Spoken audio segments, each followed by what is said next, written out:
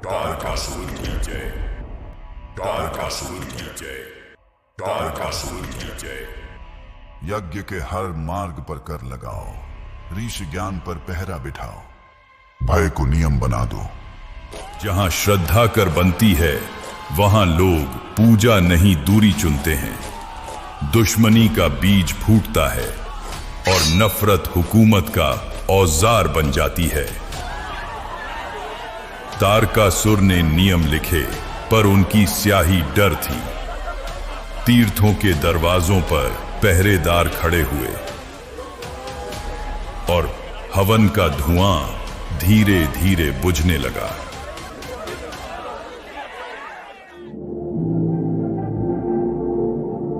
देवता जानते थे वरदान के आगे प्रतिकार अधूरा है। न कोई वज्र उठ सकता था, न कोई दिव्यास्त्र निष्प्रयोज्य नियम को छल सकता था। विरोध बढ़ता जा रहा है पर वरदान दीवार बन खड़ा है।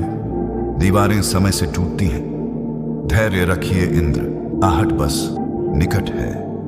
देवता समय गिनते रहे, तभी हिमालय की चोटी पर वही ज्योति नए रूप में उतरी।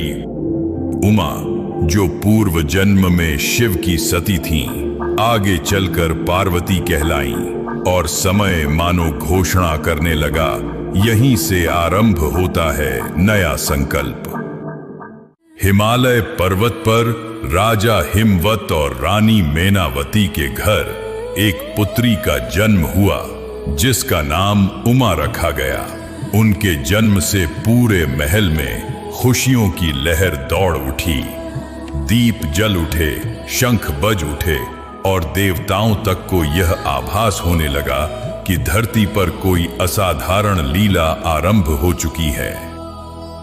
सुबह की पहली सांस में पहाड़ों ने नूर सजाया।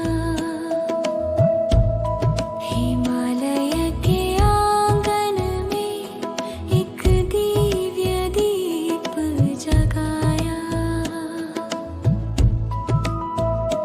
जन्मी पार्वती शांत स्वरूप, शक्ति की धारा। जन्मी पार्वती, प्रकृति ने फिर लिया सहारा। जन्मी पार्वती, शांत स्वरूप, शक्ति की धारा। जन्मी पार्वती, प्रकृति ने फिर लिया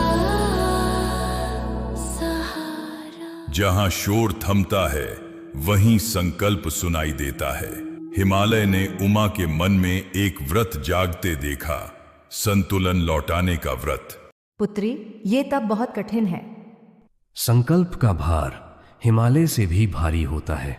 जहां संतुलन बिगड़ गया है वहां मेरा तप ही सही रास्ता बनेगा।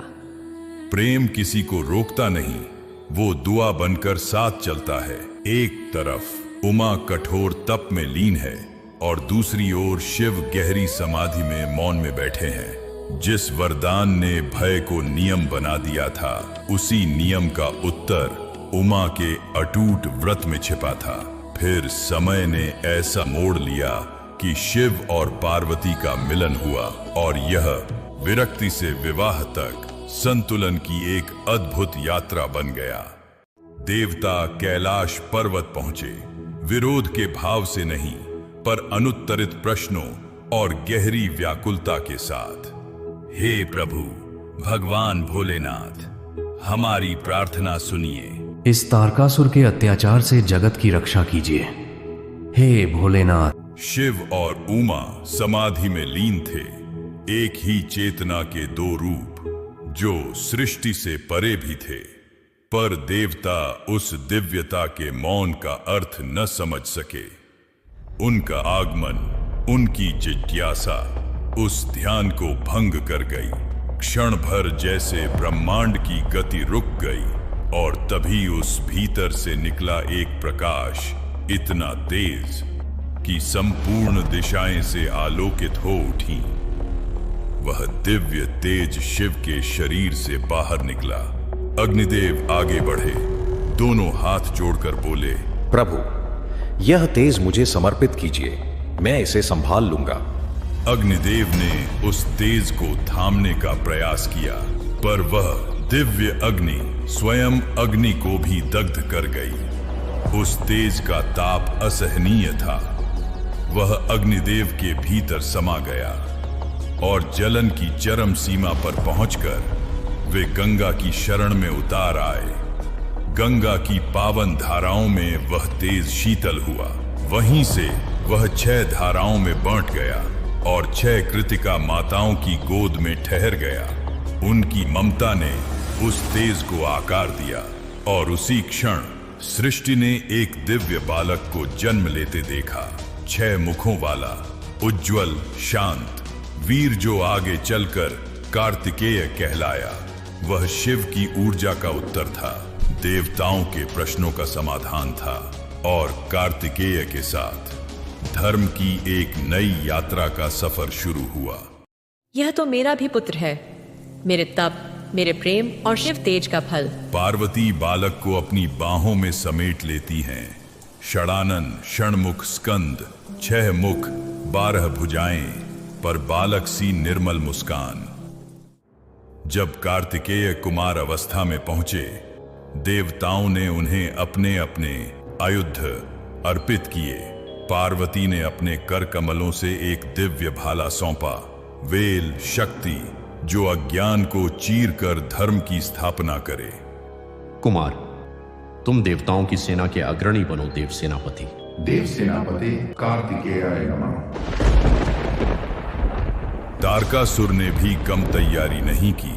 वरदान से अभिमानी असुर ने अपने चारों ओर असंख्य दैत्यों की सेना बना रखे थे।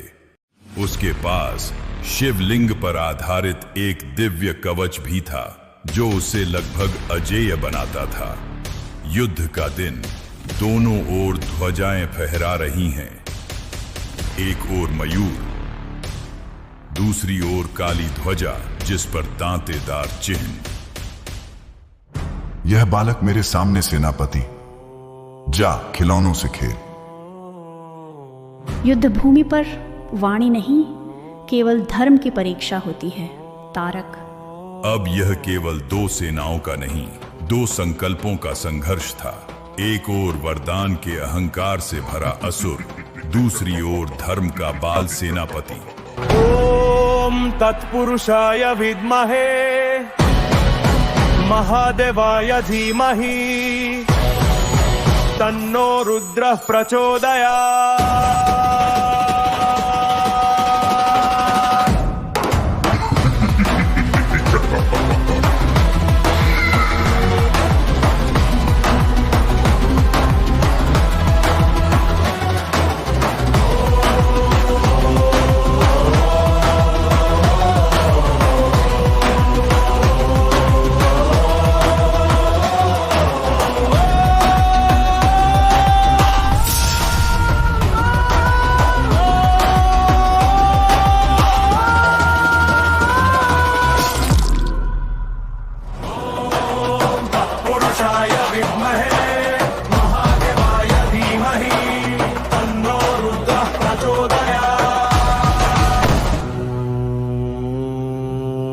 विजय शोर से नहीं आती, एकाग्रता से आती है और एक क्षण समय को बदल देता है। तारकासुर का अंत केवल एक दैत्य का वध नहीं था, वह अहंकार पर संयम, वरदान पर उत्तरदायित्व और हिंसा पर धर्म की विजय थी।